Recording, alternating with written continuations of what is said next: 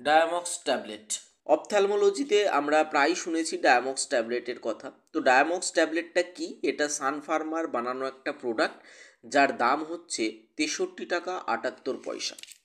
যদি এর কম্পোজিশনের কথায় আসি, তো এতে অ্যাসিটাজোলামাইড 250 মিলিগ্রাম থাকে। এটার কাজ কি? এটা সাধারণত চোখের যে ইন্ট্রাওকুলার প্রেশার সেটাকে কমাতে সাহায্য করে। চোখের যে প্রেশার বেড়ে যাওয়া, সেই রোগটাকে আমরা গ্লকোমা বলে থাকি, যার ফলে আমাদের ভিশন কমে যেতে থাকে।